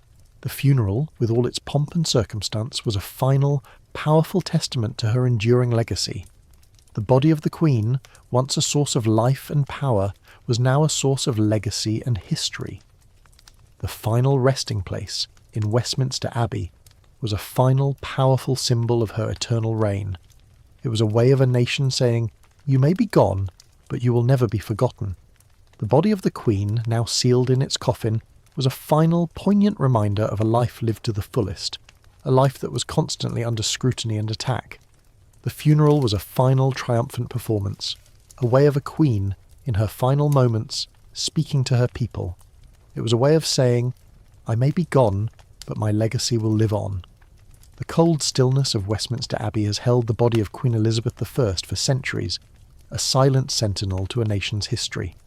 Her tomb, a magnificent marble monument she shares with her half-sister Mary I, is a testament to her enduring legacy. But even in death, a queen's body is not always at rest. There have been moments, quiet and unrecorded, when her tomb has been opened, her final resting place disturbed. These grave disturbances centuries later offer a final, tantalizing glimpse into the physical reality of a woman who has become a legend. A mainstream historical fact is that the tomb of Elizabeth I and Mary was opened at least once in the 19th century, during a period of archaeological and historical interest in the tombs of the English monarchs. The purpose was to confirm the identities of the remains and to ensure their preservation. The record of this event is, of course, sparse and unscientific by modern standards, but the accounts of those who were present describe a scene that is both macabre and deeply moving. The coffin, once a masterpiece of craftsmanship, would have been dark and tarnished, the lead sheets that once protected her body now oxidized and flaking. The silence of the tomb would have been broken by the quiet scrape of tools and the hushed whispers of men who were, in a very real sense, disturbing the eternal slumber of a queen. A quirky or fringe tidbit is that the remains of Elizabeth and Mary were found in a single coffin, a testament to the strange and complex relationship between the two sisters. They were rivals in life, one Catholic and the other Protestant, but in death they were brought together, a final, poignant act of reconciliation. The coffin, therefore, was not just a container for their remains, it was a symbol of a nation's history, a final, unwritten chapter in the story of the Tudors. The historical debate rages on whether this was a genuine act of reconciliation on the part of the new king, James I, or a cynical act of political manipulation. It's likely a bit of both. The presence of both sisters in the same tomb was a powerful visual statement of a nation that was trying to heal the wounds of a century of religious and political conflict. Historians still argue whether the remains were in a good state of preservation. Was the embalmer's art a success? Or had the centuries taken their toll, reducing her body to a pile of bones? The truth is, the records are ambiguous. The accounts of the time speak of a good state of preservation, but this is a relative term. The body would have been little more than a skeleton, the soft tissues long since decayed. But the bones, for all their silence, would have told a story of a woman who was worn down by the weight of her crown. The telltale signs of her arthritis, the physical toll of her reign, would have been visible to all. The grave disturbance was a quiet, unscientific autopsy, a final posthumous look at a woman who had, in her own way, become a part of the very fabric of English history. The opening of the tomb was, in a way, a final dramatic act in the life of Queen Elizabeth I. For centuries she had been a legend, a mythical figure who was more a symbol than a woman. The opening of her tomb, therefore, was a way of bringing her back to earth, of reminding a new generation that for all her power and her glory, she was still just a human being, a woman who was at the mercy of her own body. The grave disturbance was a powerful and deeply unsettling reminder that even the most powerful of people are ultimately fragile. The body now in death is a final poignant testament to this reality. The bones and joints, which were once a source of her pain, are now a source of her legend. They are a silent, unwritten chronicle of a life lived to the fullest, a life that was constantly under scrutiny and attack. The grave disturbance was a final, triumphant performance, a way of a queen, in her final moments, speaking to her people. It was a way of saying, I may be gone, but my legacy will live on. The opening of the tomb, therefore, was not just a scientific event, it was a historical one. It was a way of a nation, in its own way, coming to terms with the legacy of a queen who had so profoundly shaped its destiny. The body of the queen, once a source of life and power, was now a source of legacy and history. The grave disturbance was a final, poignant reminder of a life lived to the fullest, a life that was constantly under scrutiny and attack. The funeral was a final, triumphant performance, a way of a queen, in her final moments, speaking to her people. It was a way of saying, I may be gone, but my legacy will live on. The body of the queen, now sealed in its coffin, is ready for its final journey. The secrets of her final gown, her hidden cloth, and the physical reality of her body are all now buried with her. They are a part of her story, a part of her legacy, and a part of her humanity.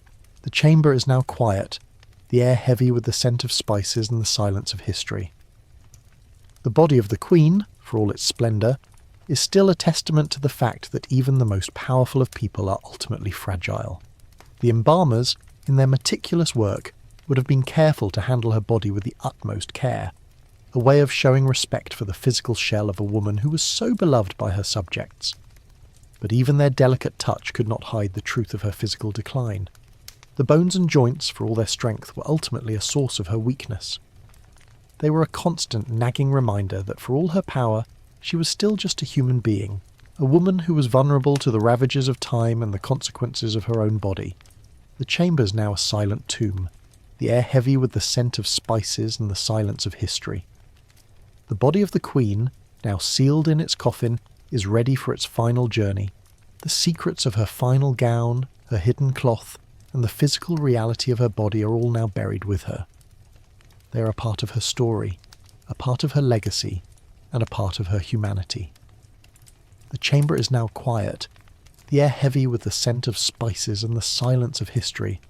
The body of the queen, for all its splendour, is still a testament to the fact that even the most powerful of people are ultimately fragile. The journey is at its end. You stand in the hushed silence of Westminster Abbey, looking at the tomb of Queen Elizabeth I. The grave has been disturbed, the body examined, and the secrets of her physical form have been laid bare. The mysteries of her life have been unravelled, and the truth of her body has been revealed. But even after all this, the final question remains. How did Elizabeth's physical legacy, her body in life and in death, shape England's perception of her reign? The answer, as you will see, is as complex and as fascinating as the woman herself. A mainstream historical fact is that Elizabeth Thiers, for all her power, was a woman in a man's world. She used her body, her image, and her appearance as a powerful political tool. Her refusal to marry, her image as the Virgin Queen, and her carefully cultivated persona as a strong and powerful ruler were all a part of a deliberate strategy to ensure her survival and the survival of her kingdom. She was, in a very real sense, the living, breathing symbol of England's might. The body, therefore, was not just a physical reality, it was a political statement. The more she was able to project an image of power and vitality, the more powerful her reign became. This was a direct contradiction of the gender roles of her time, a bold and daring move that paid off in spades. A quirky or fringe tidbit is that in her later years, Elizabeth's body became a kind of a national monument, a thing to be revered and protected. Her subjects, who had known no other ruler, would have seen her body as a symbol of England itself. Her physical decline, therefore, would have been a source of immense anxiety for a nation that had become so used to her presence. The historical debate rages on whether this was a genuine devotion to a beloved monarch, or a kind of a collective fear of the unknown. It's likely a bit of both. The death of a monarch is a terrifying and unsettling event, and for a nation that had known no other ruler for so long, the death of Elizabeth would have been a profoundly traumatic experience. The body, even in death, was a source of both comfort and fear, a final, tangible link to a glorious past. Historians still argue whether the mystery surrounding her body was a deliberate part of her legacy. Did she, in her own way, cultivate a sense of mystery around her physical being? Did she, in her own way, use her body as a tool of statecraft, a way of keeping her subjects guessing and her enemies off balance? The truth is, it is likely a combination of both.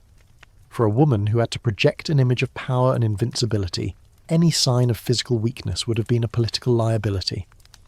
The mysteries of her body, therefore, were as much a political secret as they were a personal one. The lack of a formal record, of course, is a kind of confirmation that this was a deeply sensitive and politically charged issue. The legacy of her body's mystery is, in a way, her final triumph. For centuries, people have been trying to uncover the truth of her physical being. They have written books, made documentaries, and debated the evidence in 1,000 different forums. But the truth is, the more they try to uncover her secrets, the more her legend grows. The mysteries of her body are a part of her enduring legacy, a testament to her immense power and her unyielding will. She was a woman who was in control until the very end, and even in death, she was able to control her own narrative. The embalmers, in their meticulous work, would have been careful to handle her body with the utmost care, a way of showing respect for the physical shell of a woman who was so beloved by her subjects. But even their delicate touch could not hide the truth of her physical decline. The bones and joints, for all their strength, were ultimately a source of her weakness. They were a constant nagging reminder that for all her power, she was still just a human being, a woman who was vulnerable to the ravages of time and the consequences of her own body. The chamber is now a silent tomb, the air heavy with the scent of spices and the silence of history. The body of the Queen, now sealed in its coffin, is ready for its final journey. The secrets of her body, her chronic illnesses, her toxic makeup and her final swelling are all now buried with her. They are a part of her story, a part of her legacy, and a part of her humanity. The chamber is now quiet, the air heavy with the scent of spices and the silence of history. The body of the Queen, for all its splendour, is still a testament to the fact that even the most powerful of people are ultimately fragile. The body of the Queen, now sealed in its coffin, is ready for its final journey. The secrets of her body, her chronic illnesses, her toxic makeup, and her final swelling are all now buried with her.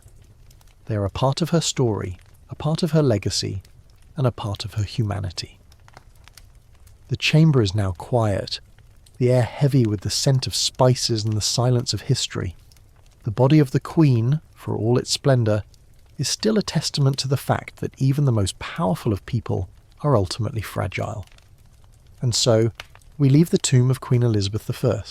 We have seen her body in its most vulnerable state, a vessel that held the secrets of a lifetime of pain and power. We have witnessed the quiet, macabre rituals of embalming, the whispers of secret pregnancies, and the silent testament of her bones. But in the end, the most profound truth is not about her body at all, but about her legacy. Her body, with all its secrets and its mysteries, was a canvas for a nation's memory, a physical testament to a life that defied all expectations. The body of a queen is not just a human form. It is a monument to a nation's history, a silent, powerful reminder of a life that changed the world forever. The story of her body is the story of her reign, a story that will continue to be told for centuries to come. And so, the journey comes to a close. The dust of ages settles, the candle winks out, and the whispers of history fade back into the quiet hum of the night.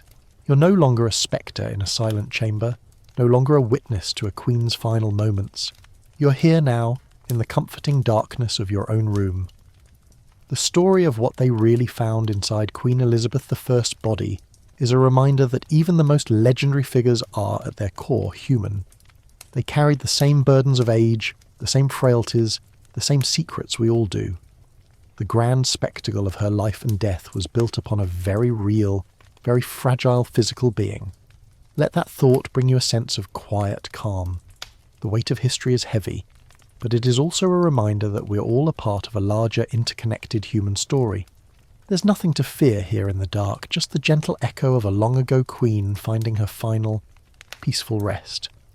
The history is written, the story is told, and the long, slow, sweet embrace of sleep is now yours. Close your eyes, breathe deeply. Let the sounds of your world, the gentle hum of the fan, the soft rustle of your sheets, lull you into a deep and restorative slumber.